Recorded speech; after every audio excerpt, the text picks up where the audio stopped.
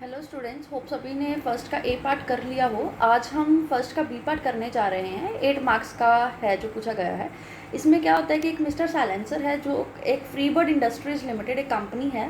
Mister silencer उसका as an MD appoint किया जाता है 5 ईयर्स के लिए। उसकी अपॉइंटमेंट होती है ऑन 1 अप्रैल 2016 एंड उसको सैलरी मिल रही है ₹12 lakhs per annum plus other perquisites. तो इसमें क्या है कि एक मिस्टर साइलेंसर है, कंपनी का एज एन एमडी अपॉइंट किया गया है on 1 April 2016 for ₹12 lakh per annum salary. अभी बोर्ड ऑफ डायरेक्टर्स को मिस्टर साइलेंसर के कुछ क्वेश्चनेबल ट्रांजेक्शन्स पता चलते हैं। बोर्ड ऑफ डायरेक्टर्स को कुछ क्वेश्चनेबल ट्रांजेक्शन्स पता चलते हैं, इसलिए वो मिस्टर साइलेंसर को ऑन 1 मार्च 2019 को टर्मिनेट कर देते हैं। That is before completion of his 5 years. Before completion of his 5 years board of directors mister silencer को टर्मिनेट कर देते हैं।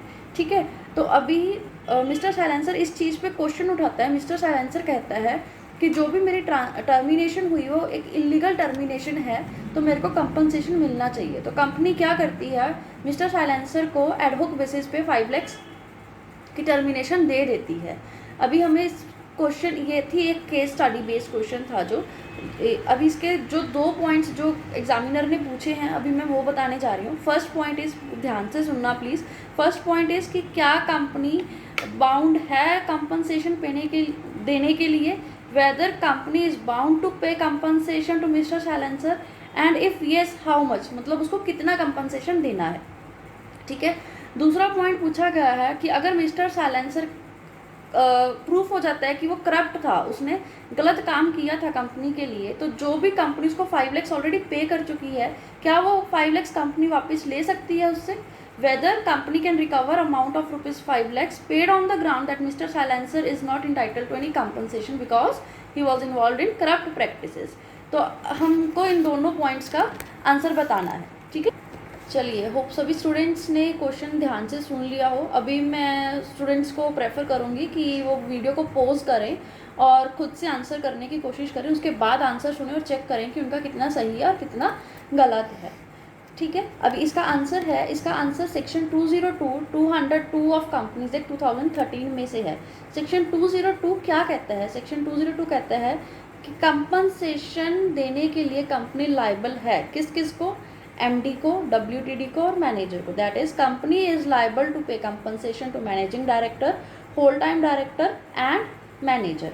अभी कंपनसेशन कितनी देने के लिए लायबल है? अभी ये तो बता दिया कि कंपनसेशन देने के लिए लायबल है और किस किस को लायबल है। अभी कंपनसेशन कितनी दे सकती है कंपनी?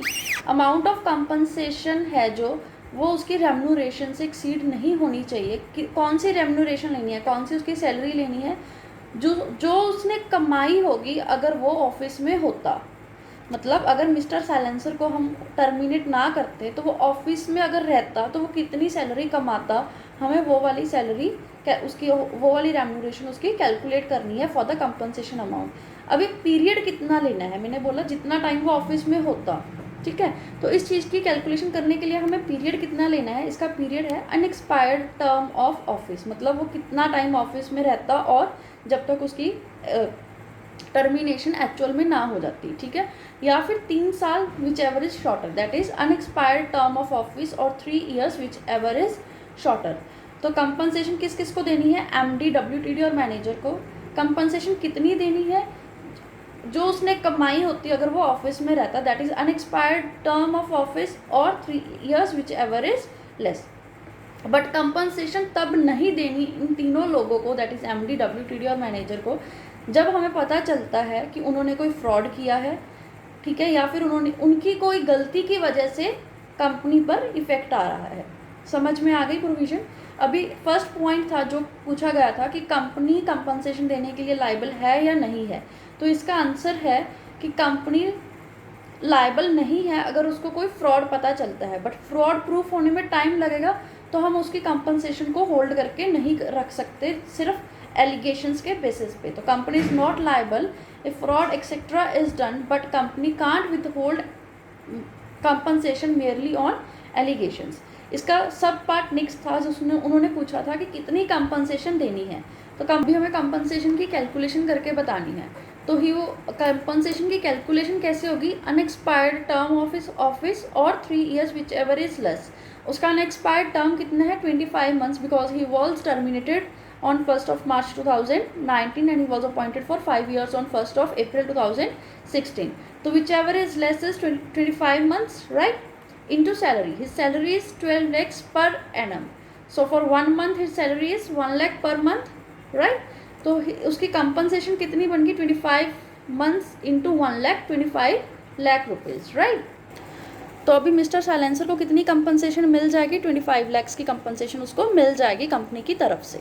अभी उसका नेक्स्ट पॉइंट था कि अगर बाद में मिस्टर साइलेंसर प्रूफ हो जाता है कि वो करप्ट था, क्या 5 लैक्स कंपनी रिकवर कर सकती है?